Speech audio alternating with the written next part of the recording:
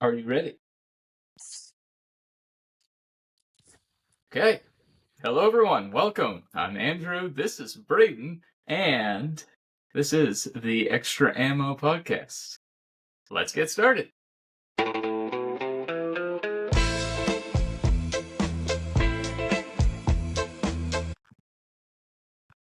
All right. So, obviously, this is a little different.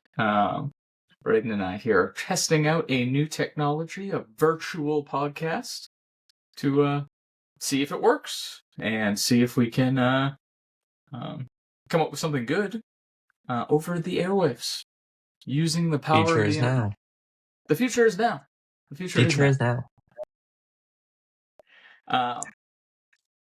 You remember Brayden from last time, if you watch my podcast. If this is the first time you are tuning in for the podcast, then that's great. Thank you. Glad you're here. A little bit weird that this is the first one, though. There's others. They don't really. It's not like a sequential series of episodes. But I mean, go listen to them too. It helps, though. It helps learn. Yeah.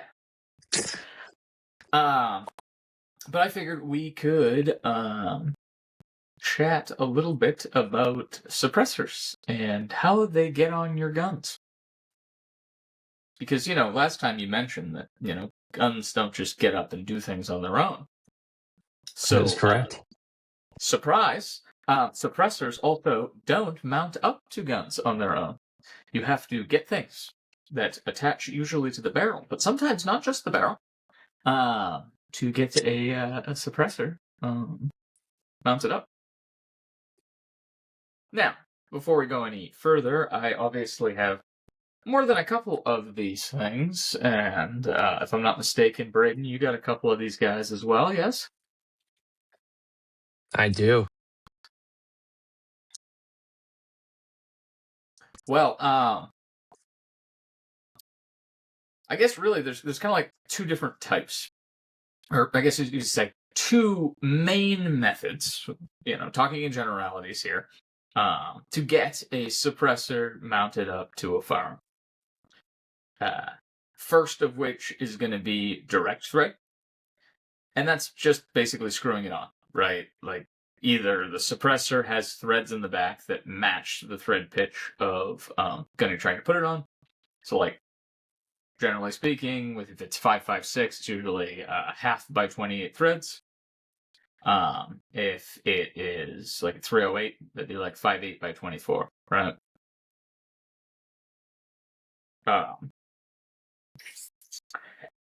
Those usually are lighter. Like a direct thread's kind of cool, like in that you can just screw it on. You don't have a ton of extra weight, but then you're locked into kind of keeping that on that gun. It's not quite as easy to mount up a direct thread suppressor and take it off and move it around and maintain concentricity and consistency and all the things between multiple different firearms. So what everybody chooses to do, for the most part, is use fancy muzzle devices that somehow interface with some sort of mechanism on the suppressor. That allows you to mount the suppressor onto this guy, tighten it down, or lock it down, or engage some other mechanism sometimes. Then, when you're done shooting it, you can unlock it, take it off, move it onto another firearm, do the same thing there, and it kind of can work on multiple guns. Now, before we get any deeper into this, I gotta ask, dude, like, do you have any suppressors you really move around between guns? I used to. Now each gun has its own suppressor. Okay, so and was that just because it was a pain to get suppressors, or you only had one, you wanted to put it on everything, or? Well, when I got my first suppressor, which was the Sandman K, I had 3 AR-15s that it would benefit from, if that's how you want to word it. But I switched my 308, my 300 blackout, and my 5.56 all to have key mod. so I could switch it between each one if I wanted to. Obviously, eventually, when I got more comfortable with suppressors, I understood the system, and the ATF didn't take 9 months to get me the first one. I ended up just switching. Like my 16-inch 5.56 has its own dedicated FDE can from Rugged. And then I run the Dead Air Sandman Ats and K as chemo on my 300 Blackout and my Shorty 5.56. Okay. So you said, so chemo is one of the QD. I guess you could say it's Dead Air's QD. Well, they have a couple of them now, right? So Dead Air's got chemo. They've got Xeno, And and Direct Thread, right? well, Direct Threat. And I think that they have. I think that those are the two. I want to say that they have. Well, okay, they do. So they have another one. They've got their Wolverine can. So let me break it down. So you've got chemo. Now chemo, I have visual aids, guys. Okay, cool. So this is actually an aftermarket chemo muzzle device. And I know, chemo sounds a lot like Keymod, and everybody just uses them interchangeably, but it is a different word. Keymod is the terrible handguard. Chemo is the ratchet lock system that Dead Air has. And for this guy, you actually just put the can on. In fact, I've got one here. And basically just ratchet it down. It'll actually start clicking. I'm not going to be able to do it here, and then I won't be able to get it off. But it ratchets down, and there's no additional steps down here that you have to do to actually get it on, which is really cool. So one of the cool benefits of chemo is if you've got a can sunk into a handguard, kind of like this guy here, you can actually use the QD chemo to lock it down because you don't have to get in there and spin anything or do anything. Now, a lot of people don't like chemo. I think that it got a bad reputation for non-concentricity or coming unlocked or not being as good as it needed to be, and leading to baffle strikes. Now, I have never had issue with any of my chemo muzzle devices, and I'm assuming you haven't either because I would have heard about it. No. But I think that's one of those things. It's one of those things The where other one, a lot of people. Oh, go ahead. I didn't mean to interrupt you. Sorry. The other thing, chemo was a heavier muzzle device too. Is one of Yeah. the things I saw too as a cons when I first started looking into it. Mhm. Was weight. Yeah, so it definitely, I want to say that I did the same research, and I think it is one of the heavier lockup mechanisms. And I know that there was a thing with like Otter Creek Labs, OCL. They I think that like they adopted their warranty policy to be like, hey, if you're using chemo because we're seeing issues, like we're going to cover it differently or something like that. But I think that that's an interesting thing, and I think because there isn't the mechanical secondary lock on chemo, it's sort of easy to accidentally maybe not put it on tight enough, maybe not check it. So perhaps it's one of those things. It's like the SIG thing. Maybe it's user error, right? That we're prescribing to the mechanism of that. But I feel like that was one of the sort of early ones. And I don't know when a lot of these things actually came out, but my feel is that this is one of the earlier civilian use QDs. And when I say that, it's the Dead Air chemo, right? You've also got the Surefire. And I think that they just call it the QD mount, but like everyone refers to it as the war comp. But like you can get muzzle devices like this that aren't actually, I think, technically a war comp, that interface with it. And it's kind of weird. So the Surefire one, it twists on, and then you ratchet this down, clicks to tighten it. And then to get it off, you have to press a little button, and that unlocks it. And oftentimes with these, they don't come off as easy as I would like. So you have to sometimes shoot them off, which is this weird thing where you unlock the back end and then you fire a round through it and it shoots downrange.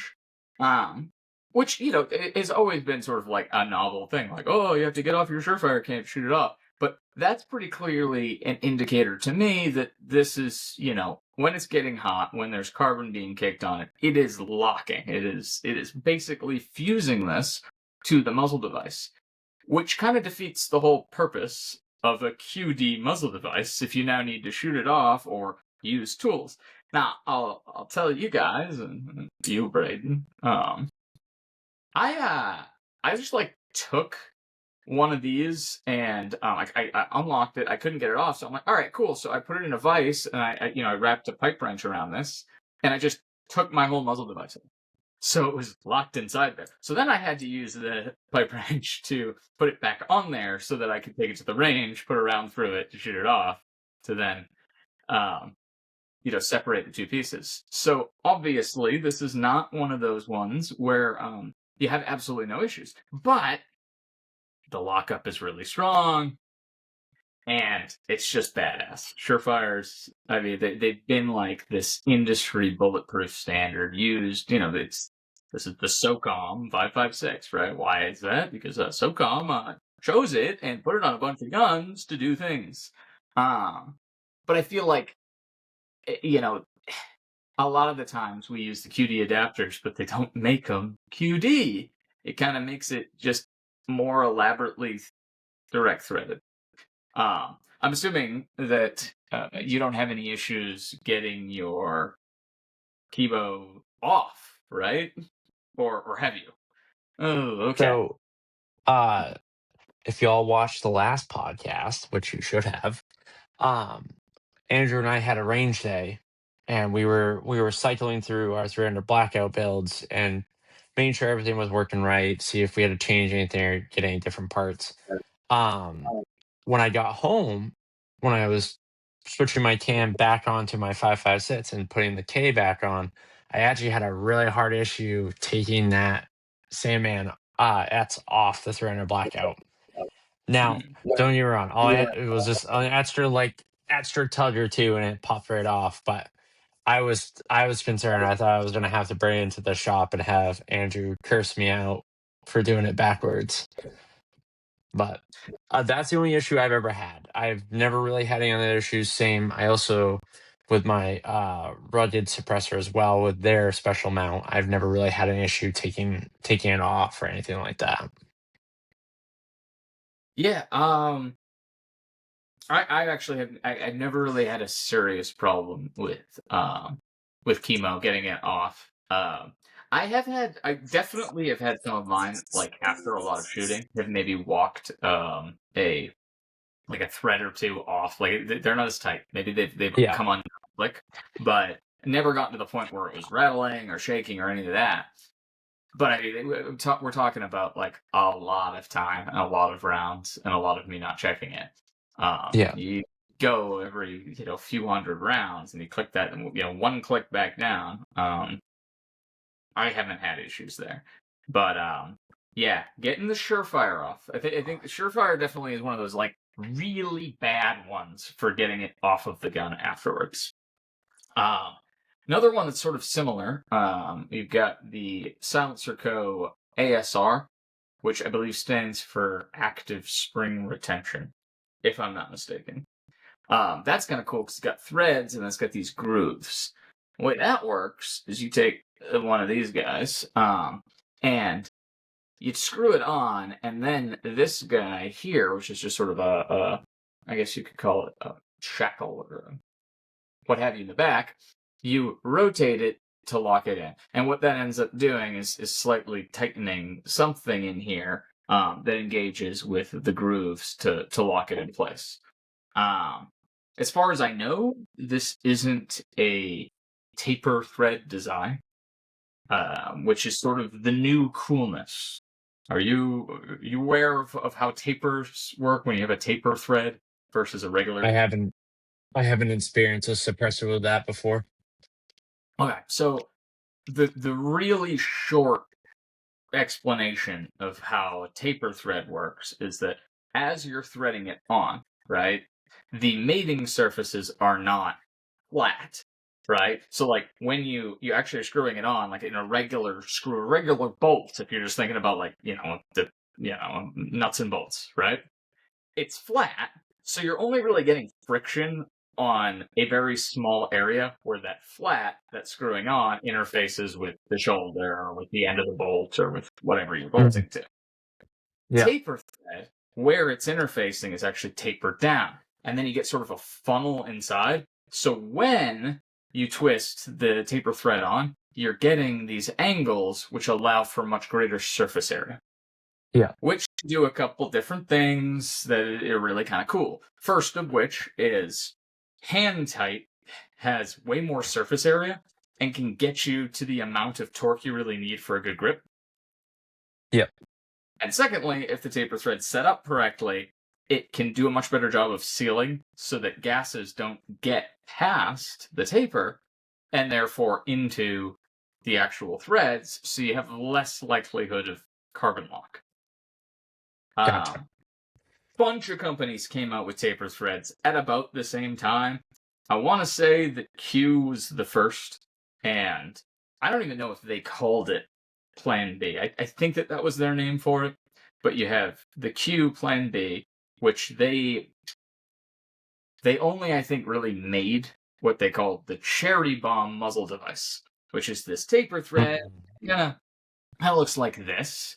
Now, this is not a cherry bomb. This is not a Q product at all. This is made by Reardon, because Reardon started just making these. And I would say at this point, it almost seems like when you talk about Plan B adapters or converting your can to a Plan B muzzle device, Reardon's kind of like the name in that space. Mm-hmm. I have a couple of these, and I like them. I also like them because it's direct thread onto any of the Q guns and the Q suppressors that come ready for this.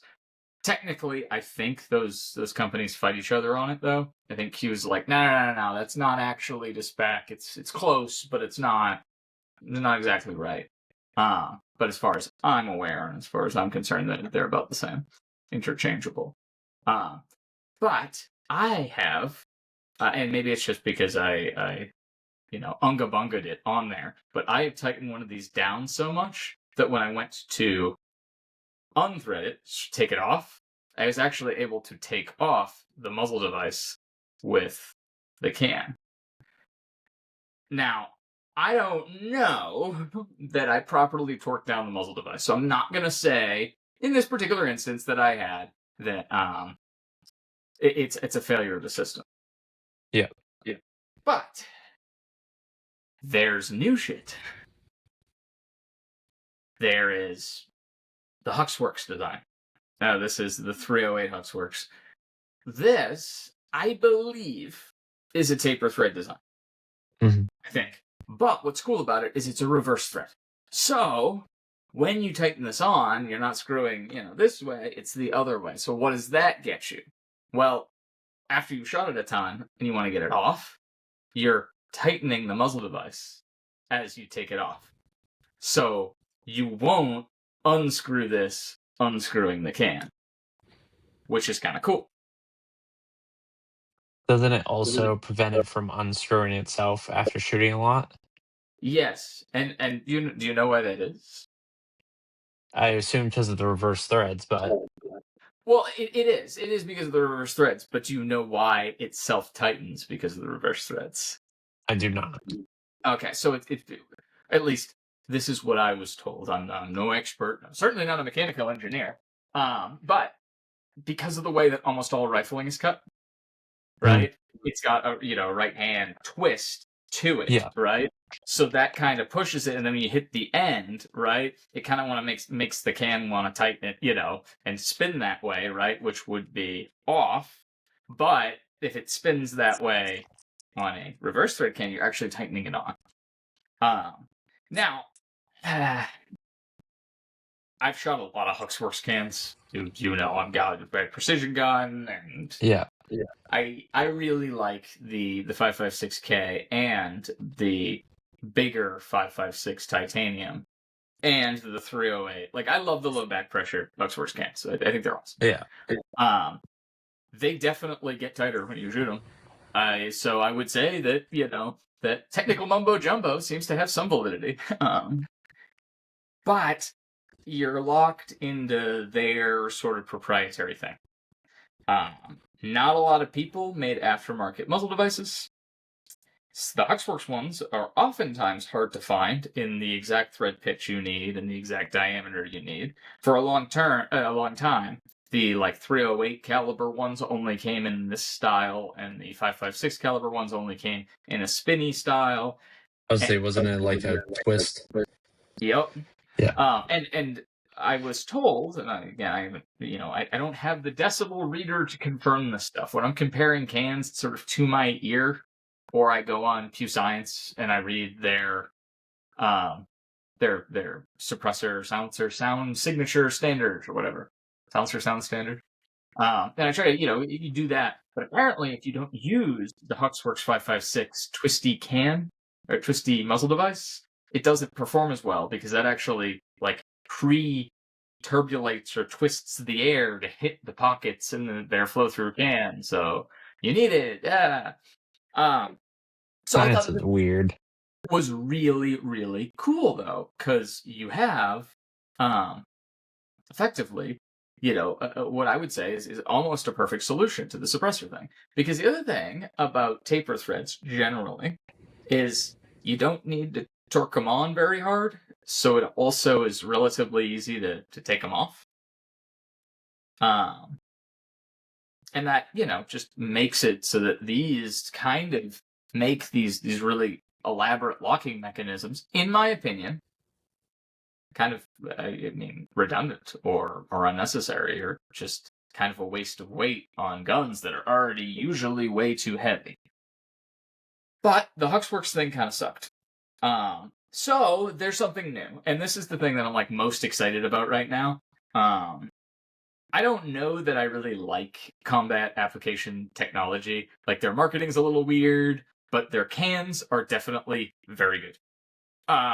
Every one I've tried, I have been impressed. And maybe it's just a little bit difference in sound or tone or whatever, but everyone I'm okay, yeah, that does exactly what I wanted it to, and I'm surprised by how light it is. Or that did, a way better job of this thing. And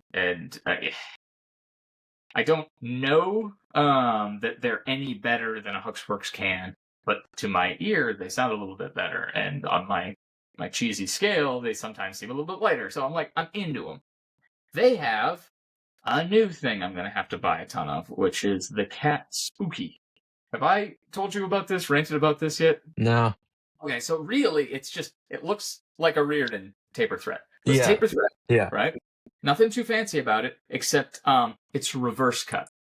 So it takes the Huxworks thing, the reverse thread, and basically just makes it a standard that you can torque on, torque off. You can get the adapters to convert any can that comes hub compatible, which hub is a standard. I'm sure you know this, but just for the viewers, hub, it's 1.375 by something thread. I don't know who first started it. I want to say it was Silencer Co., which I think it's the Bravo mount, but I could be wrong. But that was one of the more popular hub mounts. And then a bunch of suppressor companies started doing this. So the back of a lot of these cans here, you'll kind of see, oh, there's this QD thing, but down here, there's just a sort of standard thread. And a lot of them, like this one back here, it's just hub. What does that mean? It means that you can get a can, suppressor, and then decide what QD you want to use. So a lot of people went with Reardon. The Atlas was their piece that allowed you to use the Reardon muzzle devices, or the Plan B, I guess. You can get that for this new spooky muzzle device. And I like it. I like that it's reverse threaded. I like that we get the benefits of the Huxworks thing. We're not going to be, taking the cans off when we go to unscrew. I should say the muzzle device off when we go to unscrew it. And I kind of, as a thought experiment, I know you were there when we were doing the Kuna video. I was like, all right, I've always thought, if you have a bag gun, ideally the suppressor's on it if you're gonna run a suppressor, right? Like that's the best. But it gets kind of long, especially if you want like a real gun in that bag. So I've played around with the idea. Okay, well I have a 300 blackout can, but then if it's got this, which is the chemo adapter, I've got to put that on there, and I'm probably gonna spin it 2 or 3 times to get the right groove lined up, right? And then I'm gonna click it down, right? And I might be in a weird situation where I don't want to click it down, and I don't want to make sure I've torqued it. It's got all the way on there, yeah. Or worse, I go with something, and again, this doesn't take a ton of time, but you've got the ASR, right? Which requires me to turn it down, and then I've got to get in here and lock it down. Which doesn't actually seem like a problem. In fact, I actually, if I'm going to rapidly attach something kind of like this, because then I at least have something where I feel like tactilely I have said this is on my gun. The problem is that if you're real cute, really abut something like the Silencer Co. ASR right up to the handguard, you can't always get your hand on it. So you might not have a lot of room. Yeah. You might be jamming your hand into stuff. So I thought, hey, all right, cool, I'll give it a shot. And so far, I've really had no issues. And I used the cat suppressor with this. So I don't know. I think that this might be the way that things are going. The other thing is too is yes, like you said, that stuff doesn't take a lot of time if you train and practice. But there's a moment where you gotta deploy that out of your bag. You might be a little wound up and shaking, or something where you think is fast normally, like when you and I are training or whatever, but shit hits the fan. Some people can do it, there's no problem. Then there's some people who've never experienced that before. It's like, are you gonna struggle and get frustrated and then blow out your eardrums because you couldn't get the can on? Yeah, well, I mean, a great example. You got the silencer, the Surefire, right? Yeah. If you don't lock this down, you've just sent a 2-pound projectile downrange, and your gun's not suppressed anymore. Yep. And yeah, I don't. I mean, it's intimidating. But unless you've got 3 or 4 of these in grenade pouches, I don't think you want to eject your suppressor. If it ever came to that, right? So yes, I think Ammo runs out eventually. But that's the. These are some of the.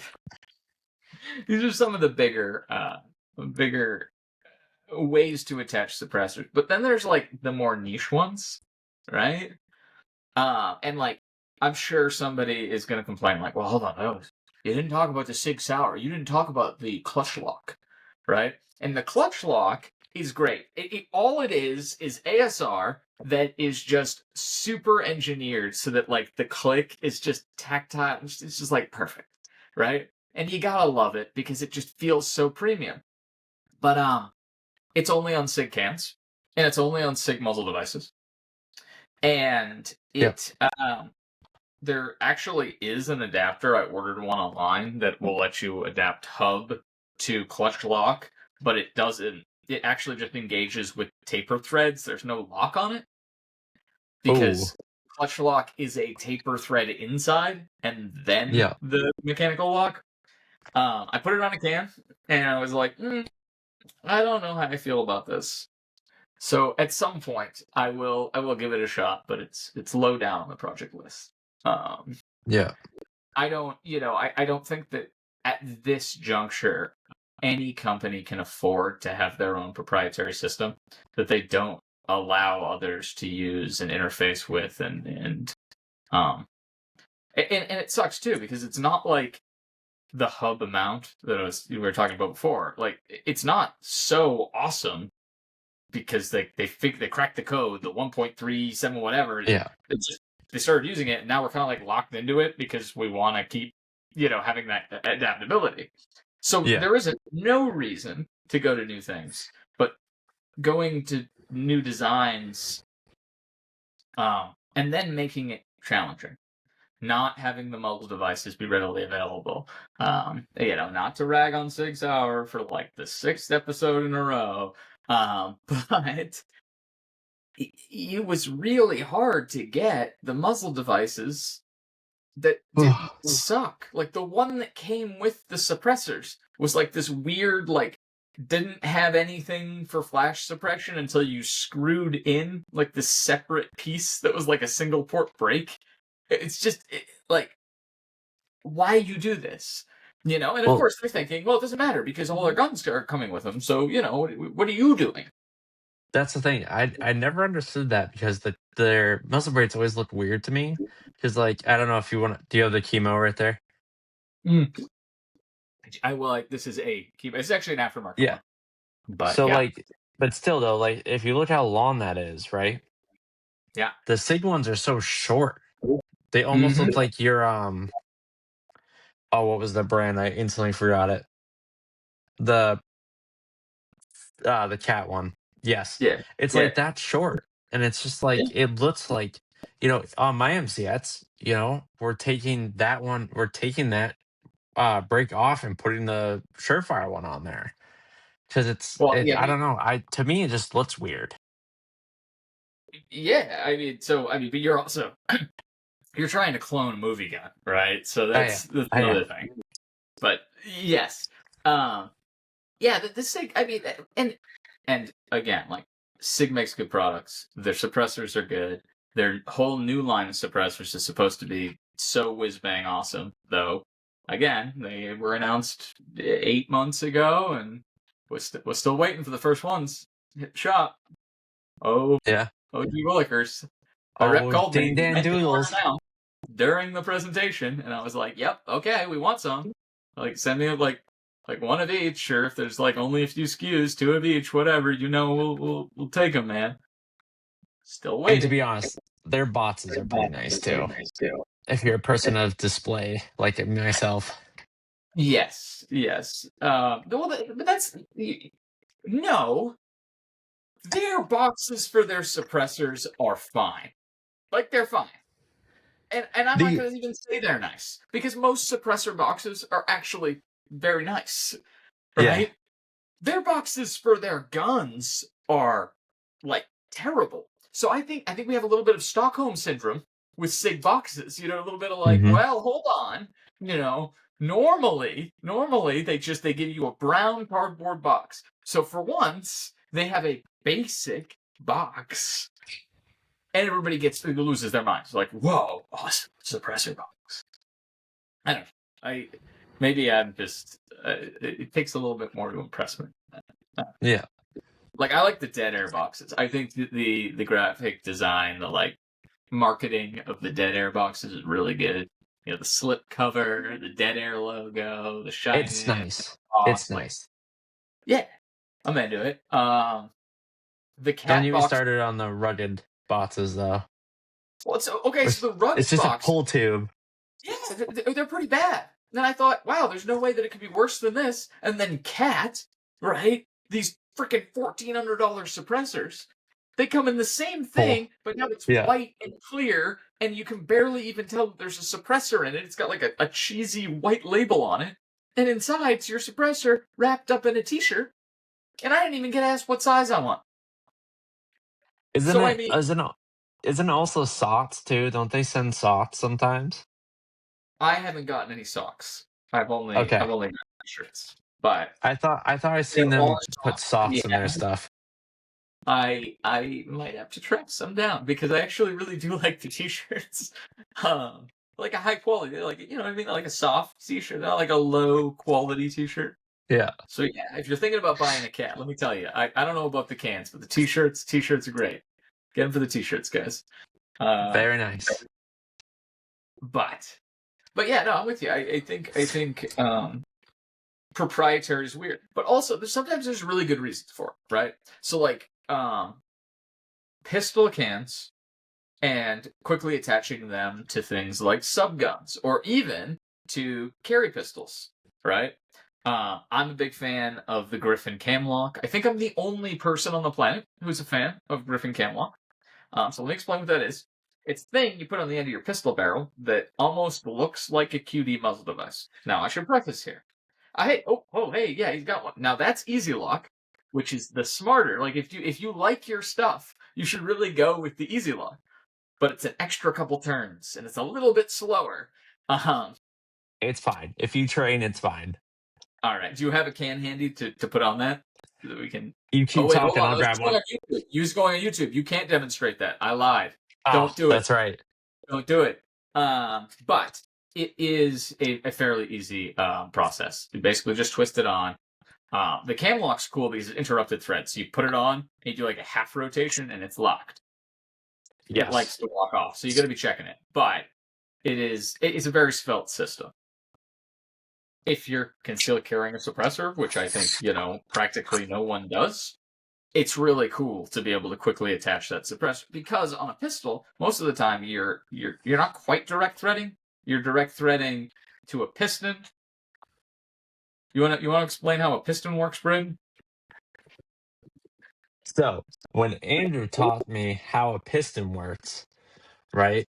So because you have to do this to explain more about the like Griffin and the Easy Lock and the cam lock. You have to change out the piston that's in your suppressor. And so, from my understanding, there's a spring and you have the piston, right? Mm-hmm. And then when you shoot, it sends the gas back and shifts it so your gun. I don't know if YouTube will let me do this, but I'm not taking apart a gun and it's not loaded, so YouTube relax. But when you fire, if you watch, it will shoot it back and the piston helps rock it back so it loads the next round. Um, Close, Okay.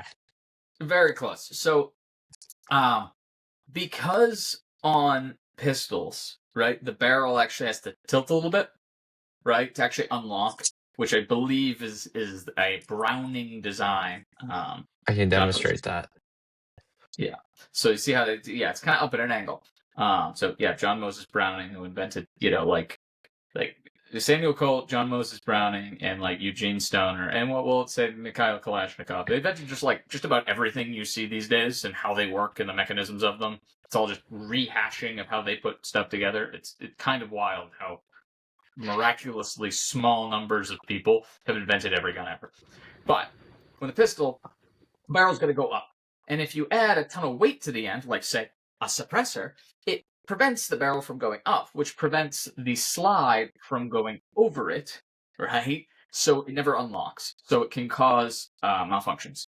So as Yeah. Brayden was saying, so gas is being misdirected, kind of helping it go forward, does all those things. But realistically, what the spring that surrounds the piston does is it allows for the suppressor to kind of stay in place and then compress that spring a little bit, unlocking the barrel before the spring catches up, adds the weight to the barrel after it has already unlocked. So it's basically just sort of like a cheat, like a shock, to give it enough chance to unlock before that spring actually, I guess, adds or applies the weight, I guess, is a way to look at it. So it gives it enough of a buffer, enough of give to allow the pistol to work. That adds all sorts of complexity to stuff. But what it does is it makes almost all pistol cans that are for handguns have the ability to swap out that piston, and that can be different thread pitches. If you've got like a pistol that came from Europe, because sometimes they come reverse threaded or they're different, though almost all 9s are half by 28. Some say. Sorry, say that again. I said, some say. Yeah. I I don't remember did. what it was, but we had something come in that was an opposite thread pitch because of where it was manufactured. I So just don't remember what gun it was. I mean, European guns. I've seen Berettas. A lot of factory threaded Beretta 92s come with a Yep. reverse or left-hand thread, which you could argue has its benefits. The only problem is that it gets really awkward because you might think, oh, like a reverse thread, like, oh, so now we have these things where they'll like tighten themselves or whatever. But with pistols, it's usually just an annoyance, not like an added benefit being reverse threaded, because there isn't quite enough pressure to actually do that. Um, Yeah. but yeah, we've had a ton of SIGs. In fact, actually, I'm sure there were aftermarket companies that made them, but I could not find a regularly threaded right hand thread for my 229, which is yet another reason why I am over the 229, and we should have a video at some point, maybe before this goes up, if I end up getting enough footage to actually put this up. It's just another reason to go with the 226. Though, of course, because it's brand new, no one's making the short barrel threaded, so I'll have to wait. No, not yet. But only threaded barrel for the 229 was reverse thread, which means I needed a special adapter, and then all that other stuff. It just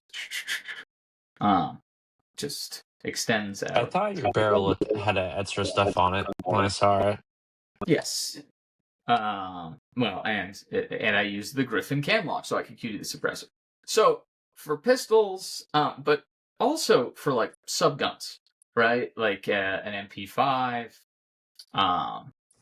There's a whole mess of different QD mechanisms, but I think probably the biggest one is Trilug.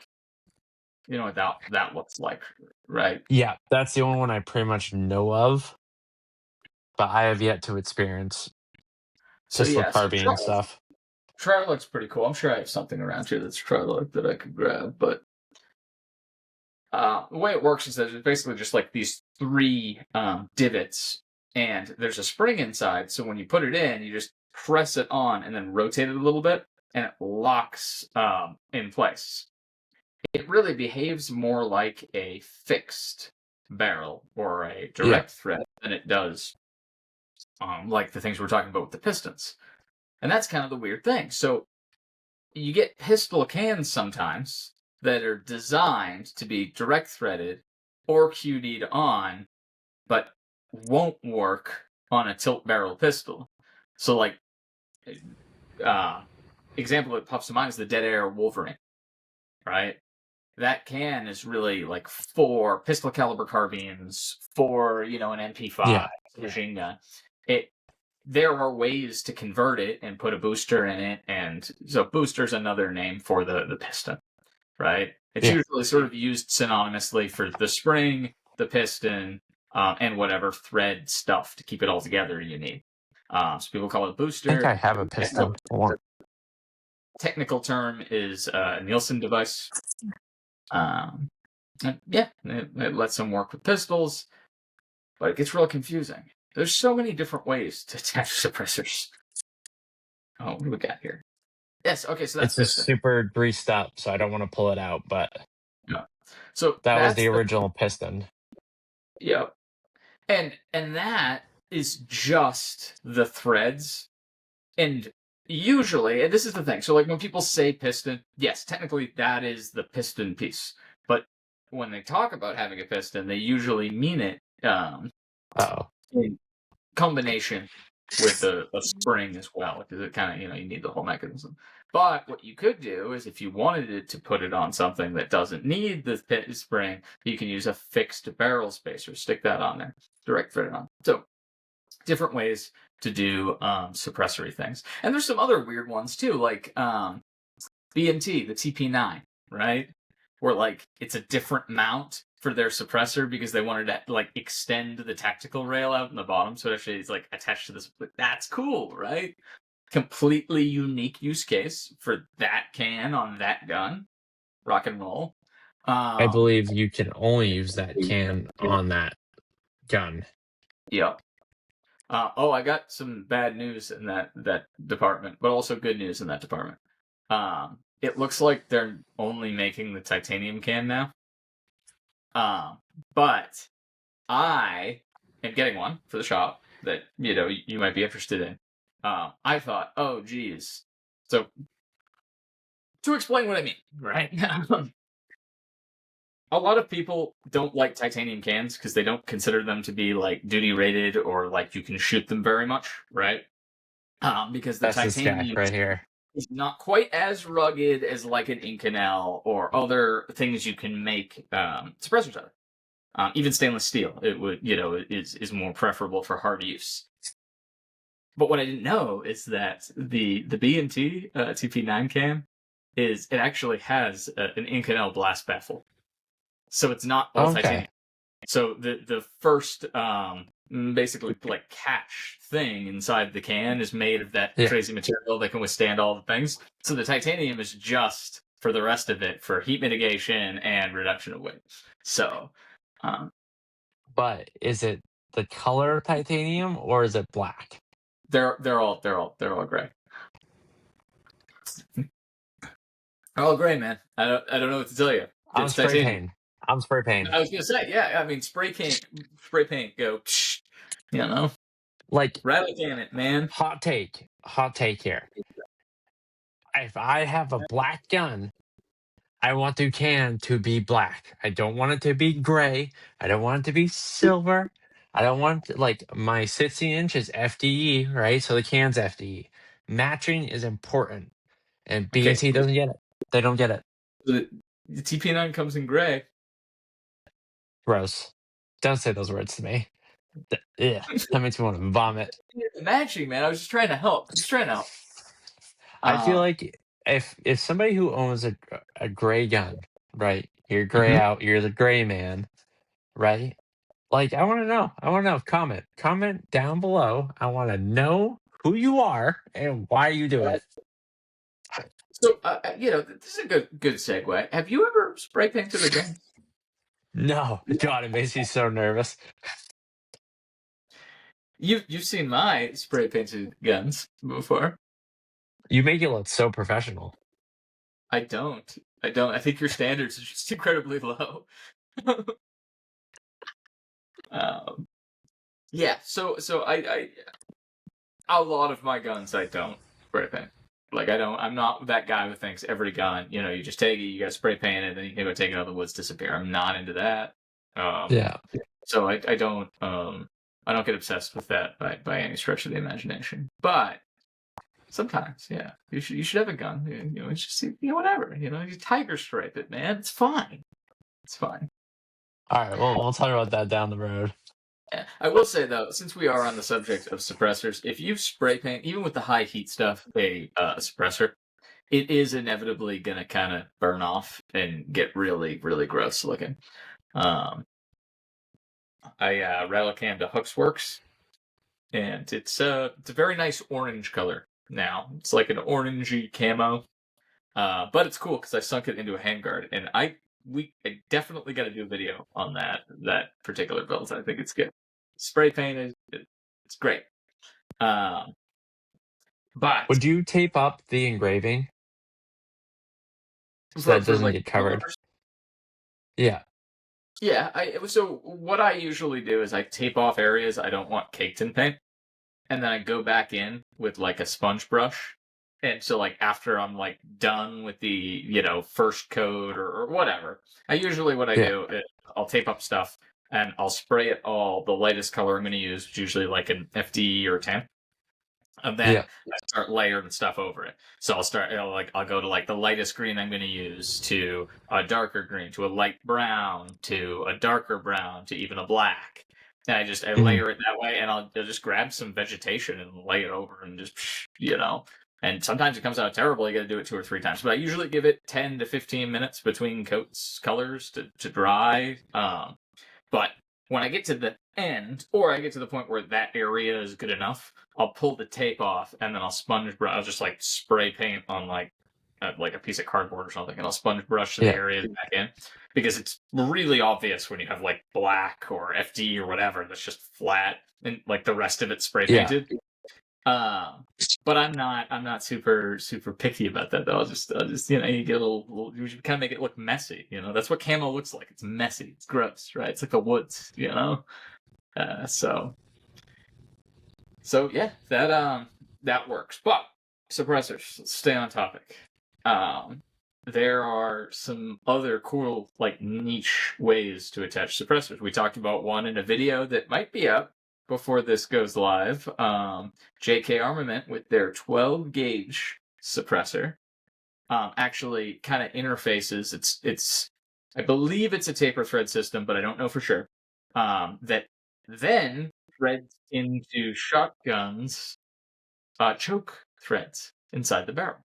So you attach the muzzle device like you'd attach a choke onto the shotgun barrel, which I think is kind of neat. It's clever. It's novel. I don't know how else you would get it onto a shotgun barrel.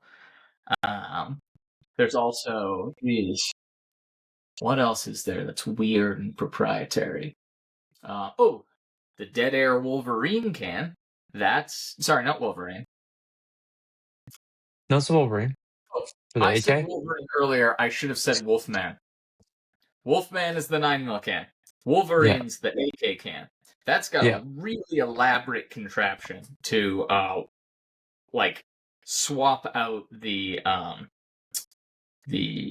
threads. I guess you could kind of call them pistons. They kind of look similar that are inside of it. But it's not to give it a buffer. It's to actually give it the ability to have that like pin lock that you find on AKs, so that you can interface with the little knob in the front sight. So that's kind of cool. It's a real pain getting it on and off. I just left mine. I got another AK. I was like, yeah, I'm gonna set this up for suppression. And then I remembered you have to press it in and rotate a bunch of stuff. And then I was like, I don't need a suppressor on that AK. No. I also you're like, I'll leave it. Suppress AKs. Yeah, because it's kind of terrible. All the time. They're already overgassed, so there's that. But yeah, outside of that, one of the things I thought kind of interesting, are any of your cans direct threaded? No, I run all adapters, all muzzle devices. Mm-hmm. Is there a reason beyond moving it around that you do that? I just haven't found a gun I really want to do it on yet. I was thinking I have an AR9 set up. Maybe I'll do a direct 9mm can on it. I was thinking maybe the Hutsforce Flow 9. I like that can. I like the design. I haven't shot it yet. But I like that can. I was thinking about that one. But I don't know. I was thinking eventually when I go down the road of a bolt action gun, I'll probably do a direct thread onto a bolt action. I feel like that's a better idea. But yeah, I feel like everybody just kind of wants the QD, and the more I think about it, the more I'm like, all right, cool. Like, I obviously I have many of these things, so I don't need to move one around for 6 different guns, right? I like the functionality of it. I like the practicality of being able to do that if I need to. But I gave up because there's too many different methods of attachment. And while a lot of them are hub compatible, not all of them are. So Sandman X, cool can, right? You've got one. Well, we could swap this out, but the Sandman K, right? Its predecessor, right? Or the Sandman L, or the Nomad, or all of those kits. And I think they all have hub versions now, but at the time, you bought it, and that was how it attached.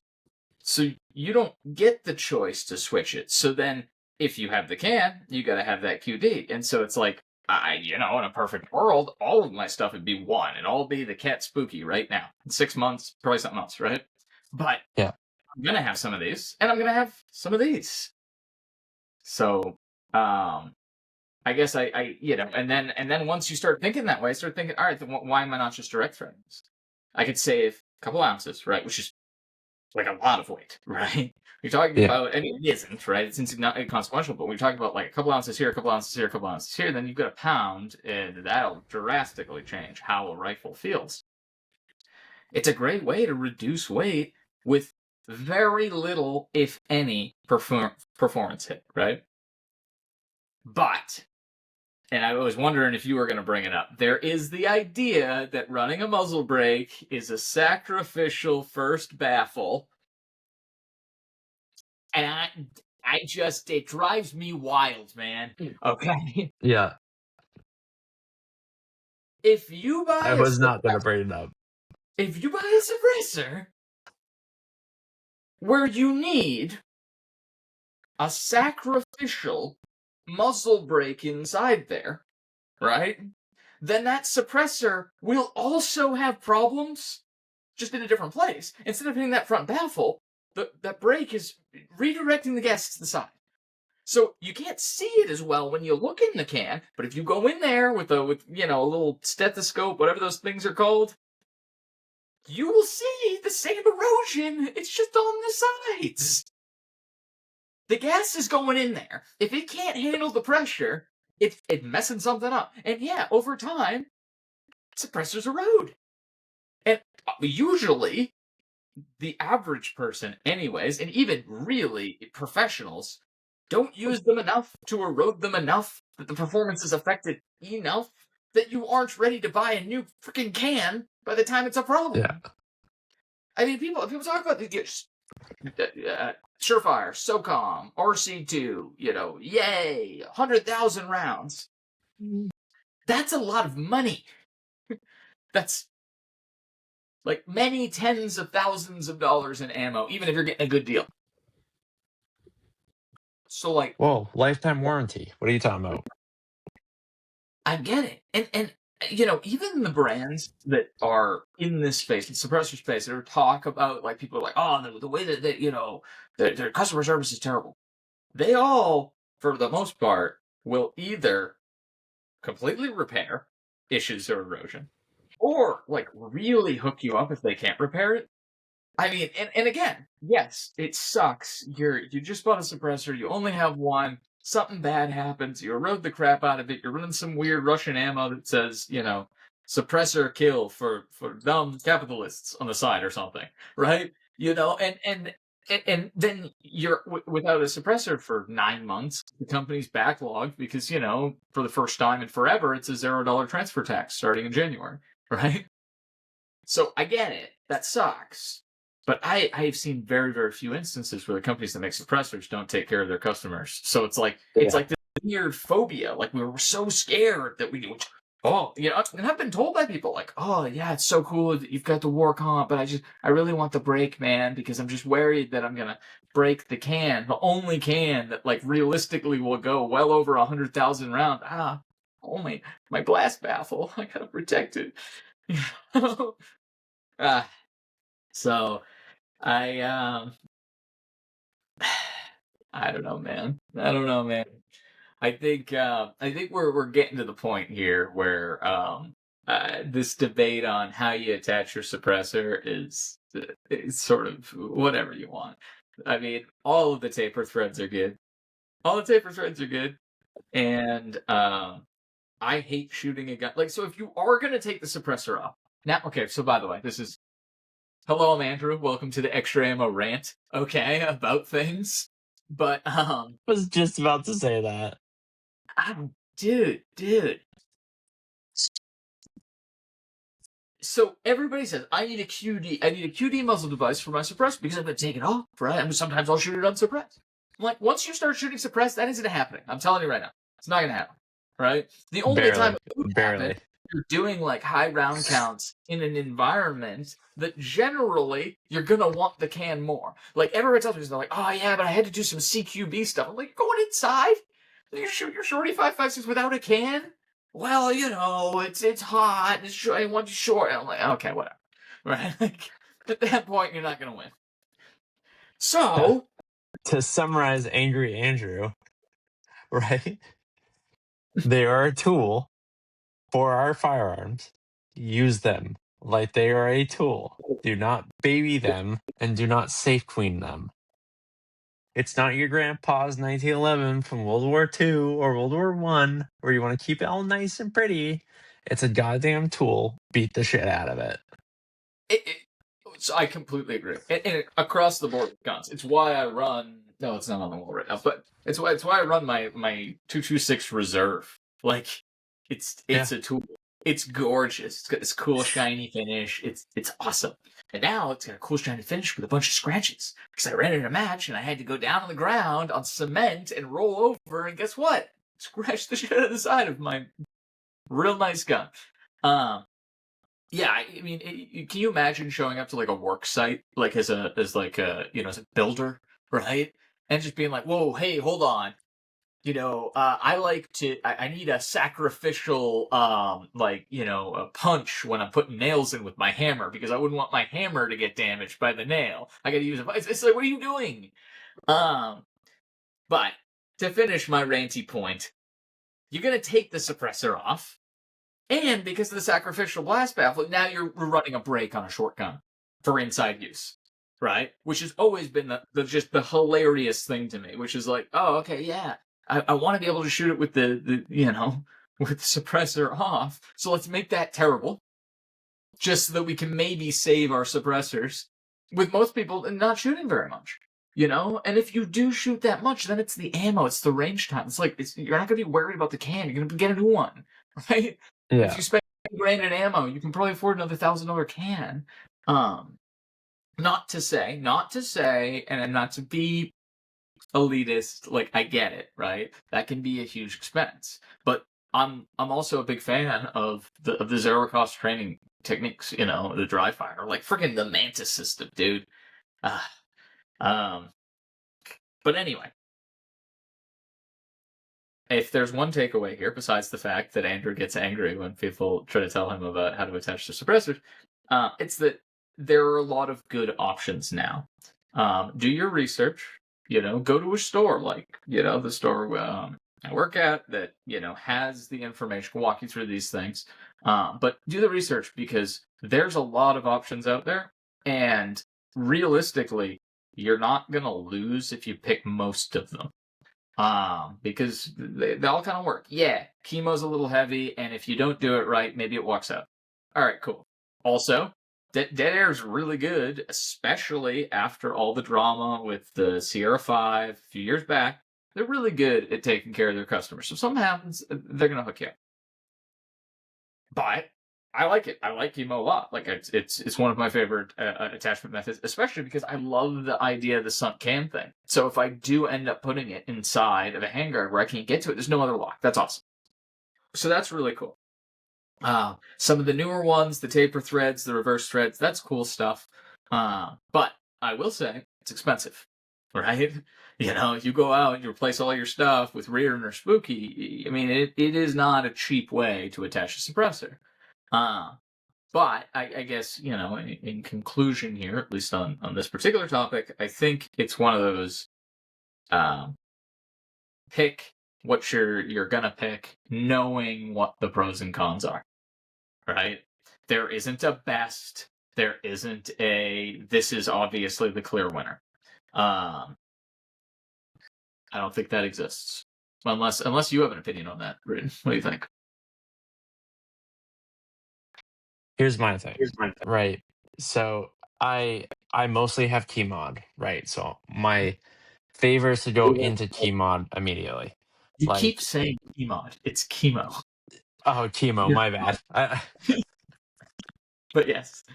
Oh my Yes. god, my brain's just like, if I didn't say it in the last podcast, I actually hate key mod like with a burning passion.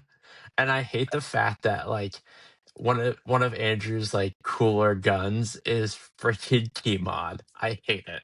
I hate it with a passion. Anyway, uh, so I mostly have the Keymo adapters, muzzle devices on most of my ARs, and like you said, like when I got my first can, I easily spent like $250 on devices, right? I had a 7.62 come with the suppressor, so I saved some money there. But my 2.55 I had to buy those. It gets expensive, it does, but if you want that modularity and that quick transfer, it makes sense. Now, like I couldn't agree with you more on doing more research. Like if you're looking for a certain can, do the research on the can, right? How are other people doing it? What have they found better this way? taught to your local gun shops, like taught to the people that play with this stuff and use this stuff and do this stuff. Like, I'll be honest with you, I would have, just to show it's clear so YouTube doesn't freak out. We're clear, there's nothing in there. But like, I would have no idea about Just this muzzled if I didn't yourself talk to so you hard first. for that clear, man. I'm I sorry, but know. I was. Yeah, I know. I did. But It yes, was bad. clear. Yes, very clear. Yep. Um, but like, I wouldn't know about these quick easy lots if I didn't talk with Andrew first about it, right? I would honestly think I would have to James Bond it and literally sit there for hours and twist a suppressor on my pistol to shoot it for a couple of rounds. So I don't know, just doing the research, talking, that's what I would definitely say. But once you get locked in, you're locked in. I'm a chemo guy forever. I'll Well, never change. so, but I guess that was sort of my point, which is I thought I was going to be locked into one thing, and then I got something else. Right? You got the rugged. It's a different tech, but now that doesn't move. But I just don't care. Like I like direct Yeah. thread for my stuff that's just going to set and forget it. It saves the weight, right?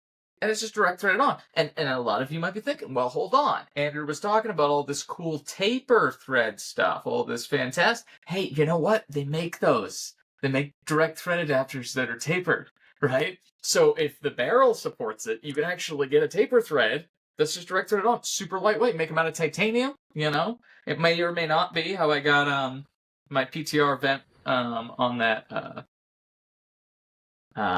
Sawtooth.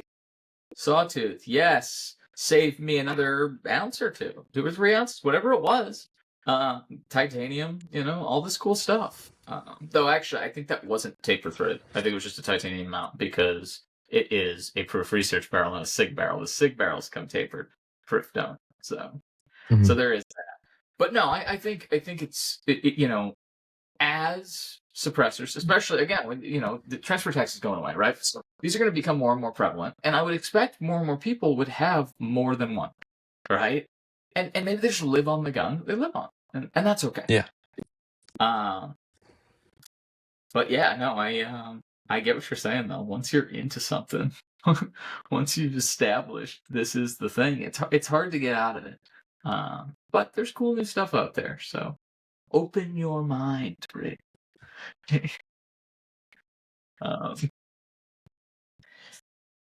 Yeah. And oh geez, yes, the other thing I wanted to say. I think I would like to just open invitation, though I mean, geez, we're over an hour in. Thought this was gonna be a quick one. Tis not. But if I end up putting this out and you are watching this on a platform, then hey, this new way of podcasting over the interwebs worked out. The footage came out well. But what I wanted to say to all of you is please feel free to ask questions down below. I've been trying really hard to respond to almost all of the comments on these videos, of which, there are too few. So if you have a suppressor question, all right, I'm opening the floodgates here. Ask it down below, and I will log in and I will try to respond to as many as possible. Like and subscribe so I can get paid. Yes, absolutely. And yes, if you think this was useful, have any comments about your preferred ways to do suppressor mounts, or or perhaps if you are a manufacturer of suppressor tools, goods, or accessories, and you would like me to tell everybody how it's worthwhile to buy your products, I'm reachable. So, I'm the assistant. I will help with those. yeah. Oh yeah, yes. Yeah. If you want to be my sponsor, you got to get with my cameraman. All right. Video editor. Yeah. Yes. But yeah. This has been fun. Anything else in closing about can suppressors you want to add, Brayden? I just really reinforce asking questions. There's no dumb question when it comes to this stuff. Everyone's new. You always start somewhere, but you got to ask questions. That would be my biggest takeaway. Yeah. And I think that's a really good point as well, especially with this. I think there are a lot of gun guys that grew up in it, right? Grew up shooting with their parents, and you know, uh, have that. I know about ARs. I know about this stuff. I know how all of it works. I've been doing it since I was a kid, and they never got into the NFA stuff. And now, especially the transfer tax, and before that, it was the reduced wait time, and Yeah. like the last couple of years completely changed the how getting NFA items is. So what I will say is you're absolutely right. Like, a lot of people are into this right now, but the information is available. You just kind of got to check your ego. I have to Yeah. admit, I love running around with night vision, dude. Like, I love it. But like, I don't know nearly enough about that to start, showing up at even a store that sells night vision, right? And being like, well, hold on, like, I know this stuff. I don't need your help, right? That's an area I got to put myself in learner mode, like we talked about last time. You Yeah. know, I have to do it. So what I will say, and again, we've been trying to close out of here for a minute, but yeah, if you are new to the NFA stuff, which National Firearms Act, that's the whole regulatory additional thing that applies to these silencers, but also SBRs, SBSs. Yeah, it really is a terrible. Oh, I just lost. Well, at least it looks like I lost the video from Brayden. So, oh, hey, and he's back. Um, but The system, if you use a gesture, it apparently will react it. That's what it just gave me a warning of. I put the thumbs down for the oh, ATF and all that, and it decided to pop up and tell me about gestures. I would turn that off. Yep, I did. That's why I disappeared for a moment. Well, a wonderful new technological discovery. Future is here. The future is now. Future is now. But I've been Andrew.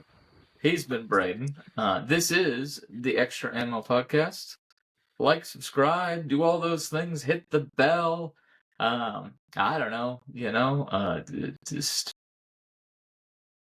stay Do safe it. up there, and we will see you next time.